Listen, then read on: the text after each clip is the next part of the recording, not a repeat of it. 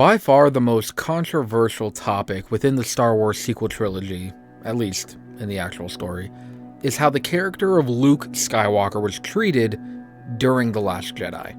A lot of us feel like this movie in particular ruined his character, taking him from an optimistic Jedi Knight to a pessimistic and grumpy old hermit. You think what? I'm gonna walk out with a laser sword and face down the whole First Order? What did you think was going to happen here? You think that I came to the most unfindable place in the galaxy for no reason at all? Go away. And the action that lies at the center of this controversy was Luke, seemingly out of nowhere, deciding to kill Ben Solo and the corresponding aftermath and consequences of that decision. And in today's video, we're going to be talking about how the Filoniverse could justify or explain why Luke Skywalker wanted to kill his own nephew, Ben Solo, and then why he went into exile and gave up and wanted to die afterwards. But before we get started, be sure to like the video and subscribe for more Star Wars content. Also, as a side note, this is just a theory and is my personal headcanon explanation as to why Luke did these things. Anyway, let's get into today's video. So, with the Filoniverse planning to bridge the gap between the sequel trilogy and original trilogy, Jon Favreau and Dave Filoni have the unique opportunity to tell an amazing story. And I've already talked about this in another video, theorizing that the story that they will be telling will be very similar to the Thrawn trilogy. So if you haven't seen that video, be sure to check it out right after this one, of course. And a major character within that story, within the Thrawn trilogy, is Mara Jade. Now, I've also made a video about her and how she will be involved in the Filoniverse, but just a brief recap, she was Luke Skywalker's wife in Legends. The two of them were married and they had children together and everything. They were a happy family, obviously, and they were also the people that Luke Skywalker loved more than anything in the world. And that is the key to this whole entire theory, Luke Skywalker's family.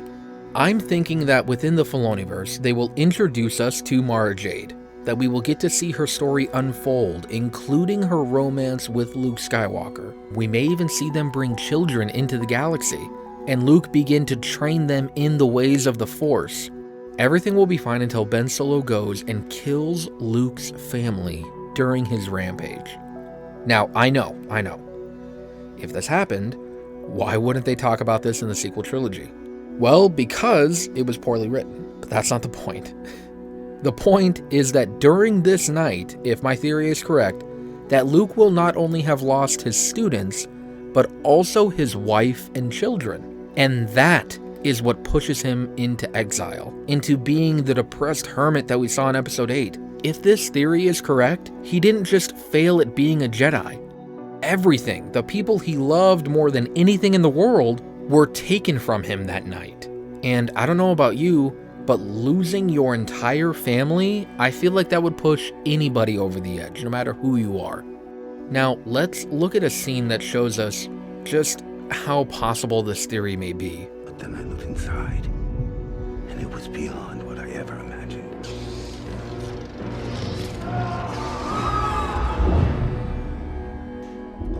He would bring destruction and pain and death at the end of everything I love because of what he will become. And for the briefest moment of pure instinct, I thought I could stop it.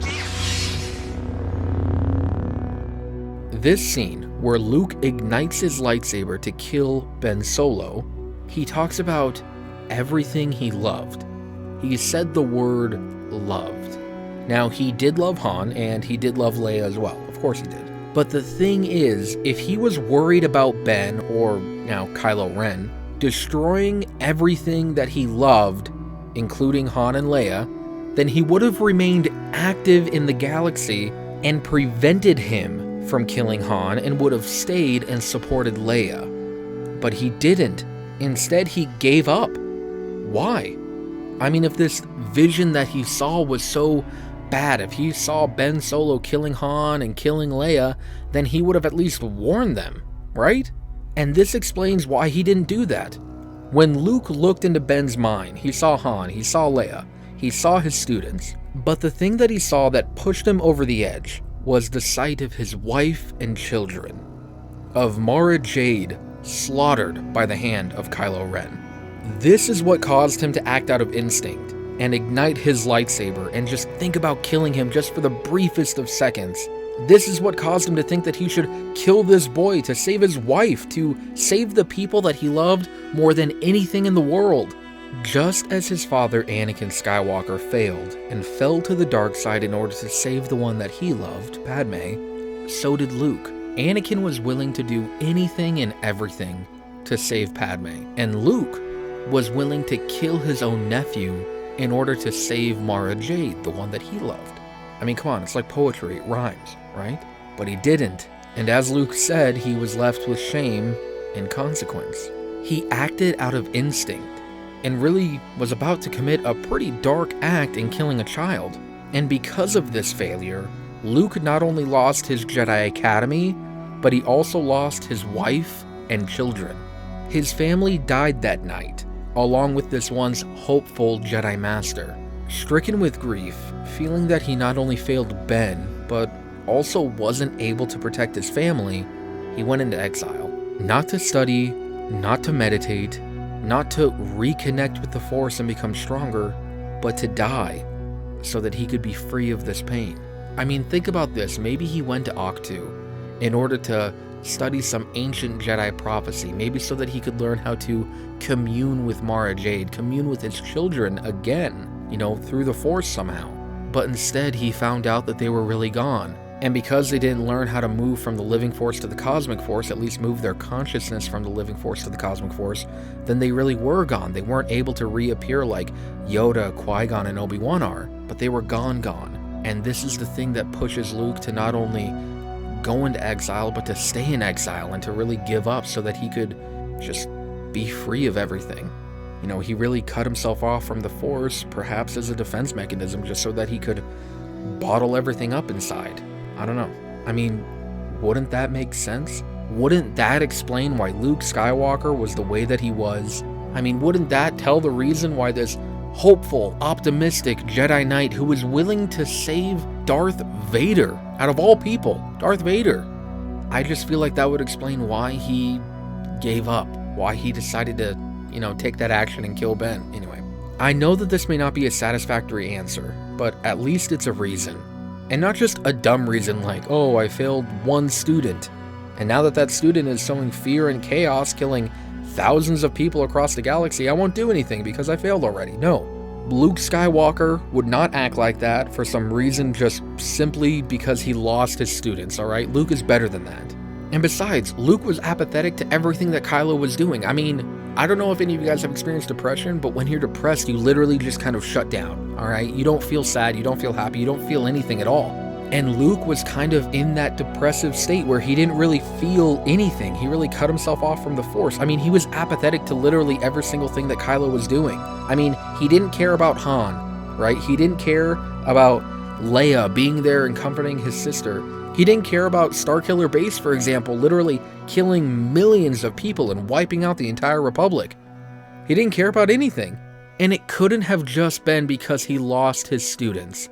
It had to be more than that. It had to be. Not only would this theory justify Luke Skywalker giving up, but it would also make Kylo Ren an even darker villain than he already is. I mean, not only did he kill his students, but Kylo also killed his family. He killed his aunt and cousins, people that he had known since birth. I mean, this theory, Mara Jade coming back, or, Mara Jade being introduced in the Filoniverse, and then being killed by the hand of Kylo Ren, would not only show us why Luke gave up and then stayed in exile for all those years, being a depressed old man, but it would also add another layer to Kylo Ren, and, if done right, would be a terrible, emotional, heartbreaking thing for us to experience as the audience. I mean, they could build her up in the Filoniverse, make her a fan favorite, someone that we all fall in love with and really connect with. And Mara Jade, yeah, Luke Skywalker's, wife, this other BA woman who's fighting side by side with the Jedi Master. And then have her death be something so impactful that we would never be able to watch The Last Jedi the same way again. I think it could work. I know that this theory is far-fetched, that a lot has to happen in order for it to even make it into consideration, but I feel like the path for them to do it is there. The Filoniverse has the chance to not only tell us great Star Wars stories, but it could also save the sequel trilogy by giving the backstory that these movies just failed to give us, honestly. Again, I understand that this explanation will not satisfy everyone, and that's okay. But I feel like this explanation would be better than the one that we got in The Last Jedi. And as a Star Wars fan, as someone who loves the story, I feel like this would help me swallow what I saw in The Last Jedi a little bit more, because every time that I watch that movie, I just think, man, that's really not my Luke Skywalker right there. But if this theory does happen, you know, if we understand the backstory, then I'll be able to look at that and be like, well, yeah, I understand. I understand why you're all depressed, Luke. I understand why you're doing the things that you're doing and why you've given up, because you literally lost everything. So, I don't know, I hope it happens. Anyway, that's it for today's video. Let me know in the comments below what you guys think. Also, if you haven't already, be sure to like the video and subscribe for more Star Wars content. And remember to forever be a Star Wars fan.